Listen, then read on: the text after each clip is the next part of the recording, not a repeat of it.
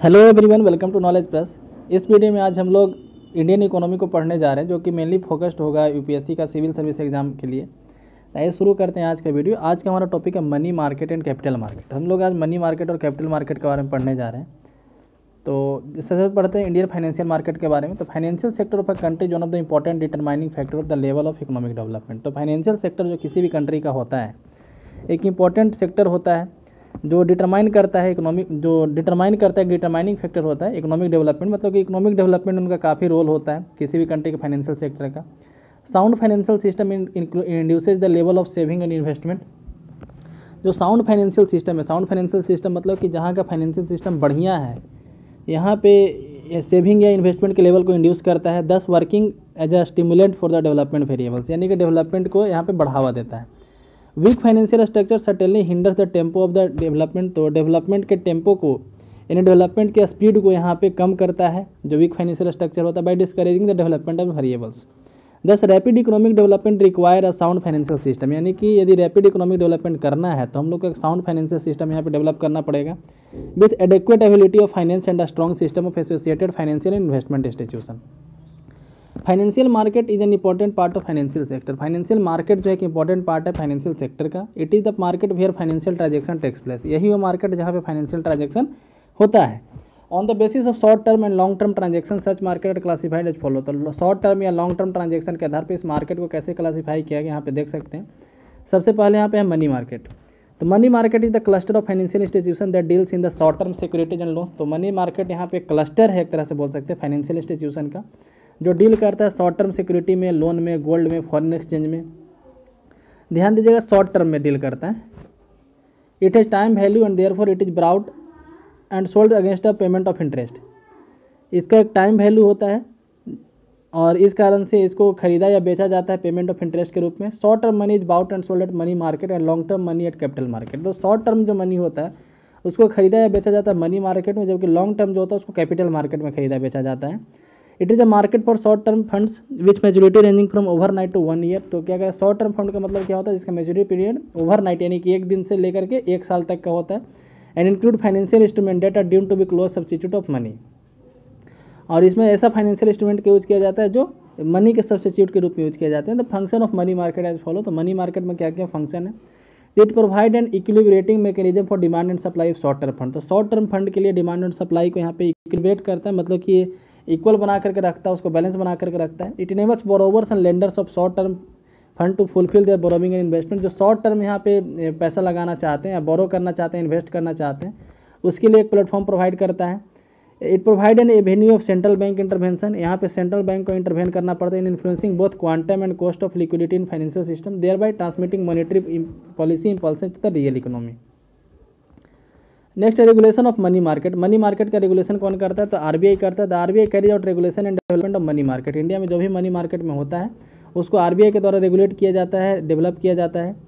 सच as call, notice, term money market. तो money market को कई तरीके से यहाँ पे देख सकते हैं। सबसे पहले जैसे कॉल हो गया, notice, term money market, repo market, certificate of deposit, commercial paper, collateralised borrowing and lending obligation. तो एक ही साथ इसको बोल सकते हैं collateralised borrowing and lending obligation. ये सब मेथड के मार्केट से, मतलब ये सब मेथड के माध्यम से यहाँ पे मनी मार्केट को रेगुलेट किया जाता है। इसमें कुछ के बारे में पहले पढ़ चुके हैं, जैसे रेपो मार्केट के बारे में पढ़ चुके हैं, कॉल मनी के बारे में पहले पढ़ चुके हैं। द कॉल, टर्म या फिर notice money market operations are transacted reported on the negotiation dealing system call platform. अब है सब मार्केट, तो इसके बारे में हम लोग अभी पढ़ेंगे, अब टेंशन नहीं लीजिए। कॉल मार्केट, नोटिस मार्केट, सब के बारे में हम लोग पढ़ेंगे। तो ये सब जो है आगे पढ़ते सब मार्केट के बारे में। Specialise sub division of market मैंने सब मार्केट क्या करे कि जो किसी बड़े मार्केट का स्पेशलाइज सब डिवीजन है, स्पेशल काम करने के लिए, उसको सब मार्केट बोलते हैं। इन इंडिया मनी मार्केट सब market is N inevitable part, include call money market, bill market, etc. तो इसमें कॉल मनी मार्केट आता है, बिल मार्केट आता है। कॉल मनी क्या होता है, द कॉल या नोटिस मनी जिसको बोलते हैं, market forms an important segment of Indian economy market. It is an amount borrowed land demand for a very short period. ये काफ़ी छोटे समय के लिए इसको यहाँ पे लेंड किया जाता है, उसको कॉल मनी बोलते हैं। The period is greater than 1 day and up to 14 days is equal the notice money market. तो एक दिन के लिए जो लोन लिया जाता है उसको कॉल मनी बोलते हैं, 14 दिन के लिए जो लिया जाता है उसको नोटिस मनी बोलते हैं। तो यहाँ पे the period is greater than 1 day and up to 14 days equal notice money market, otherwise the amount is known as call money. यानी कि 1 से 14 दिन के बीच में तो उसको नोटिस मनी बोलते हैं, नहीं तो उसको कॉल मनी बोलते हैं। नो कोलेटरल सिक्योरिटी नीडेड, तो ऐसे ट्रांजेक्शन के लिए कोई यहाँ पे कोलेटरल सिक्योरिटी नहीं रखना पड़ता है। तो मेनली ये बैंक के द्वारा लिया जाता है दूसरे बैंक से, जैसे यहाँ पे आपको पता होगा कि SLR यहाँ मेंटेन करना पड़ता है, CRR मेंटेन करना पड़ता है। तो यदि किसी दिन SLR मेंटेन नहीं कर पाता है बैंक, तो दूसरे बैंक से यहाँ पे एक दिन के लिए लोन ले लेता है, ठीक है, तो उसको हम लोग कॉल मनी बोलते हैं। तो पिछले आई थिंक पहले के वीडियो में हम डिस्कस कर चुके हैं।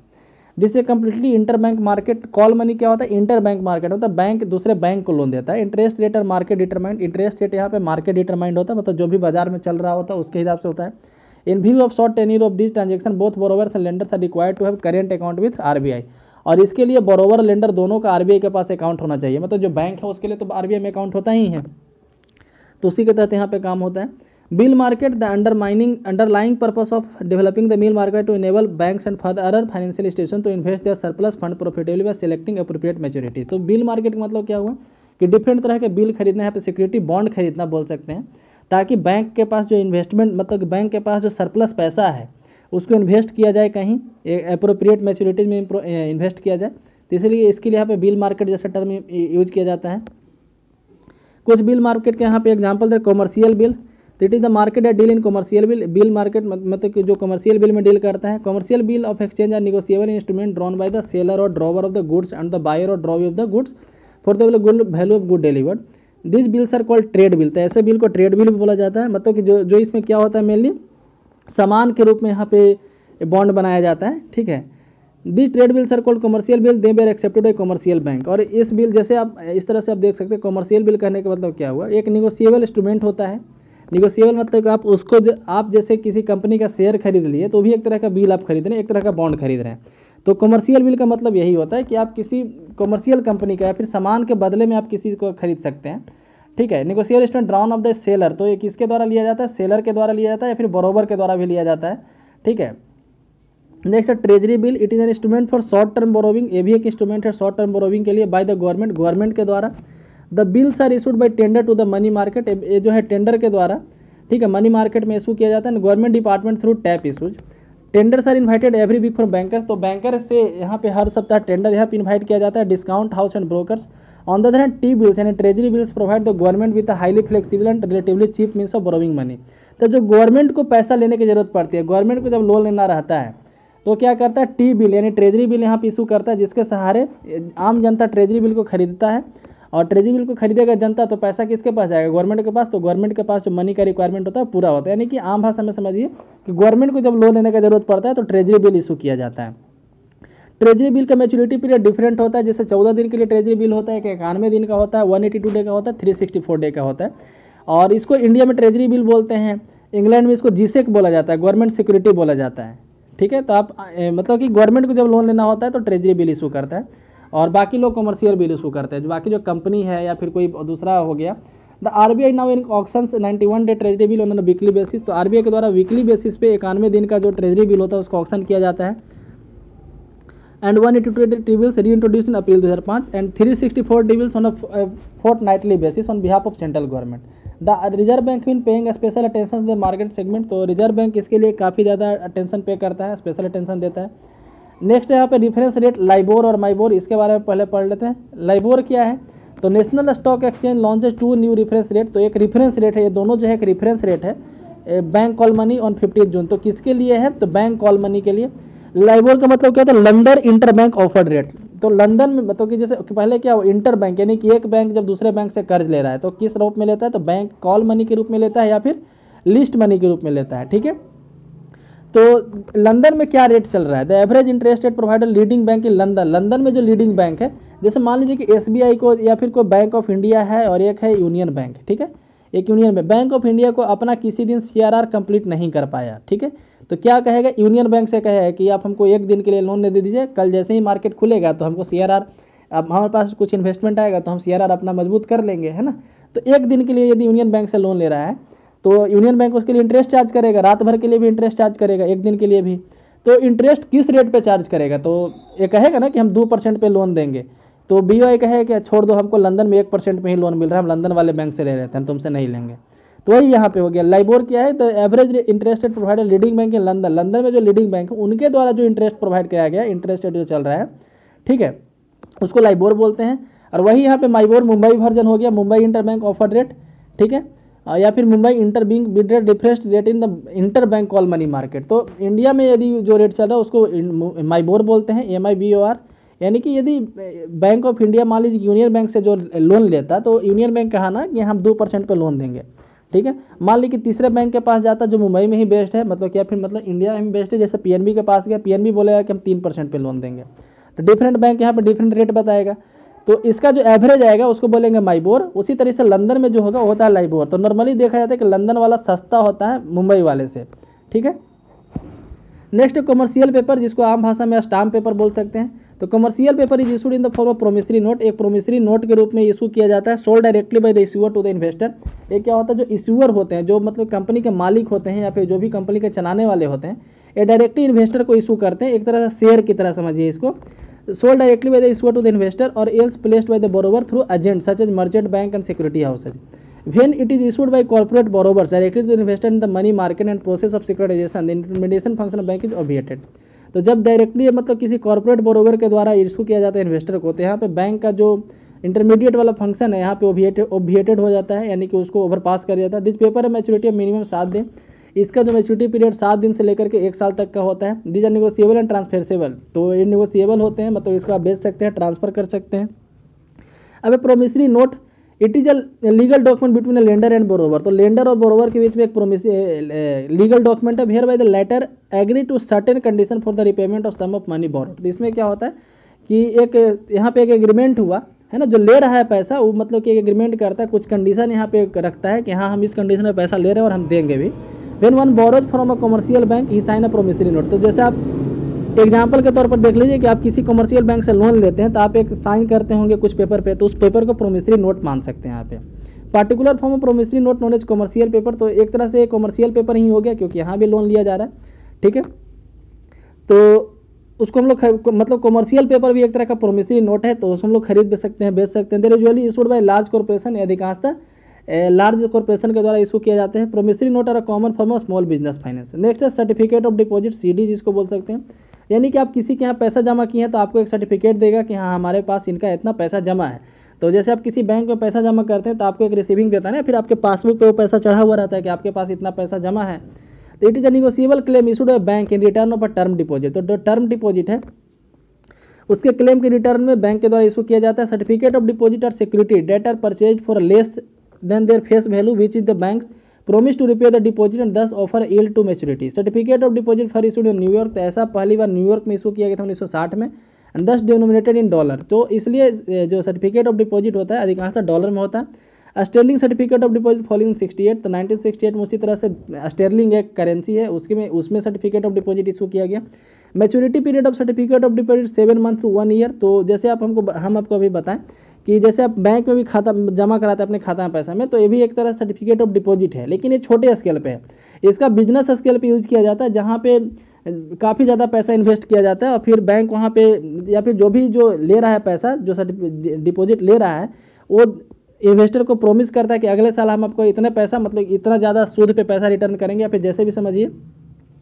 तो सर्टिफिकेट ऑफ डिपॉजिट हुआ। तो maturity period of certificate of deposit is from 7 month to 1 year, ये 7 महीने से 1 साल का बीच का होता है। Financial institute can issue certificate of deposit for a period note less than 1 year not exceeding 3 year. जो फाइनेंशियल इंस्टीट्यूशन है 1 साल से 3 साल के बीच में सर्टिफिकेट ऑफ डिपॉजिट इशू करते हैं, और मिनिमम अमाउंट जो है 1 ईयर मतलब कि 1 ईयर से कम के लिए यहाँ पे नहीं होता है, बोल सकते हैं। Next unorganise money market. Unorganise money market मतलब कि कोई ऑर्गेनाइज सेक्टर नहीं है, कोई बैंक यहाँ पे नहीं है। The sector consist of unregulated bank non bank financial intermediate. इसमें बैंक नहीं होता है बल्कि कोई और यहाँ पे ऑर्गेनाइजर होता है, जैसे कोई चिट फंड वाला हो गया या फिर कोई निधि बैंक जो होता है वो हो गया। चिट फंड और saving institution.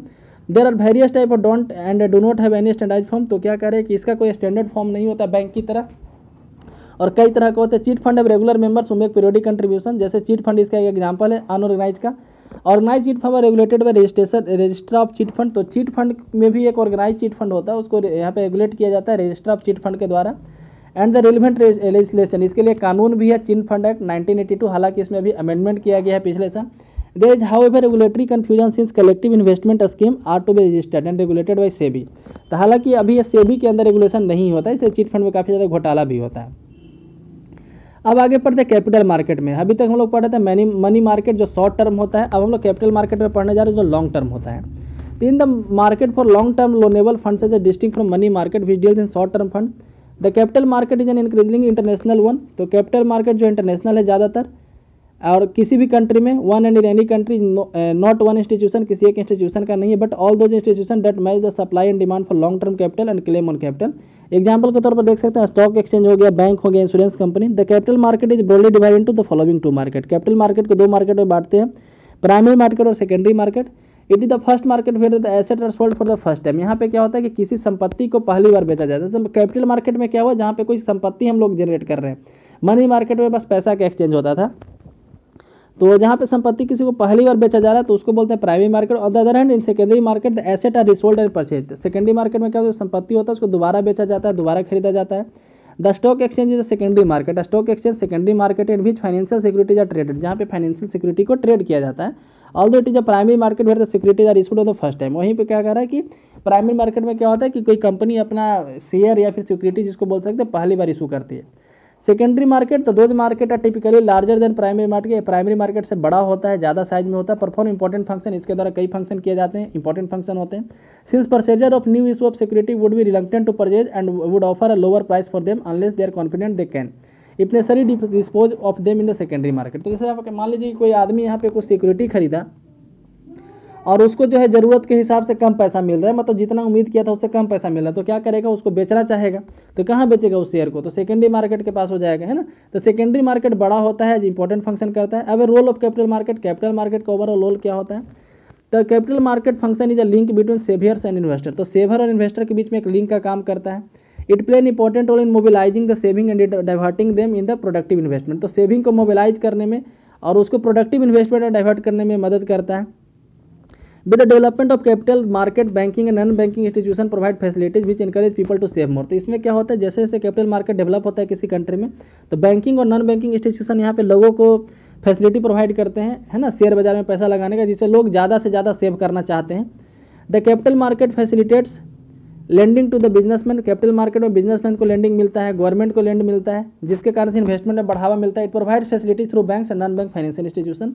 The capital market not only reflect the general condition of the economy के जनरल कंडीशन को तो रिफ्लेक्ट करता ही है, बल्कि it also smoothens and accelerate the process of economic growth. Economic growth को बढ़ाता भी है, उसके प्रोसेस को।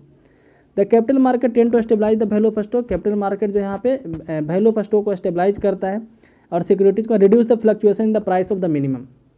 The credit market help the investor. Credit market से इन्वेस्टर को मदद मिलता है।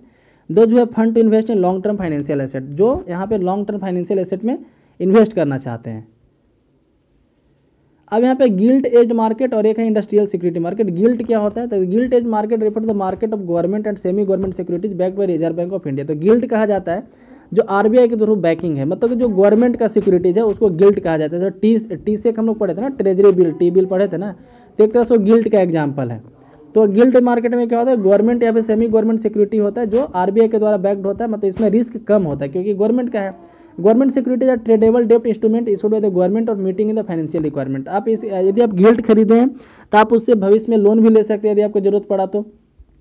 The term gilt edge means the best quality. क्या कह रहा है कि गिल्ट एज जो है बेस्ट क्वालिटी का माना जाता है। The open market operation of the RBI also conducted in such securities. जो आरबीआई की तरफ ओपन मार्केट ऑपरेशन होता है, पैसा का यहाँ पे सिक्योरिटीज का खरीद बिक्री होता है ना। ये सब हम लोग पहले डिस्कस कर चुके हैं इसके बारे में। तो ओपन मार्केट ऑपरेशन बारे में हम लोग पहले पढ़ लिए थे, तो एक गिल्ट के थ्रू ही होता है। अभी industrial securities market, the industrial securities market refer to the market which deals in equities and debenture of corporate. तो इसमें क्या होता है, जैसे आरबीआई के थ्रू नहीं बल्कि जो कॉर्पोरेट के द्वारा जो यहाँ पर सिक्योरिटी इशू किया जाता है, जो शेयर इशू किया जाता है, उसके खरीद बिक्री किया जाता है, उसको बोलते हैं industrial securities market. Stock exchanges are the exclusive centre for trading of security. तो ऐसे सिक्योरिटी खरीद बिक्री करने के लिए स्टॉक एक्सचेंज एक बेटर जगह है, एक्सक्लूसिव जगह है। It is a sensitive barometer and reflect the trend in the economy through the fluctuation in the price of various securities.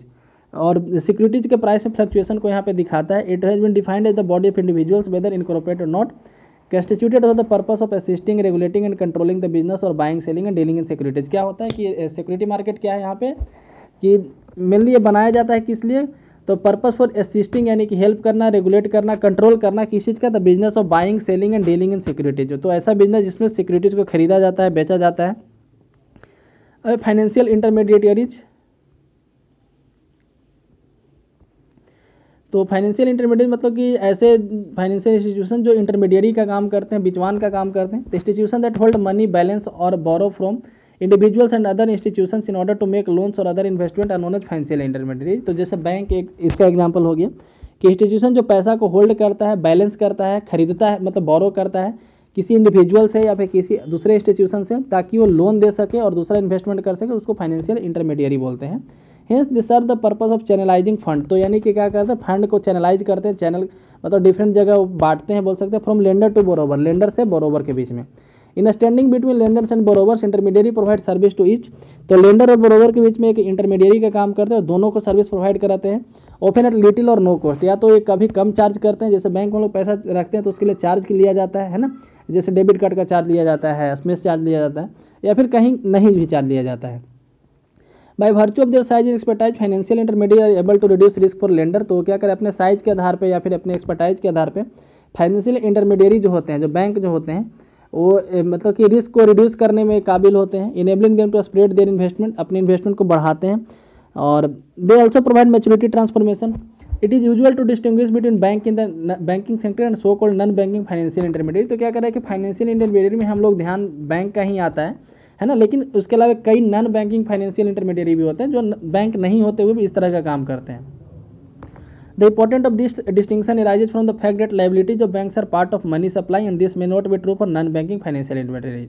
तो जैसे यहाँ पे कह सकते हैं कि जो बैंक में जो पैसा जमा करते हैं ज़्यादा सेफ होता है, मनी सप्लाई का हिस्सा बन जाता है, जो लेकिन जो नॉन बैंकिंग फाइनेंशियल इंटरमीडिएरी होते हैं वहाँ पे इस तरह का कुछ नहीं होता है।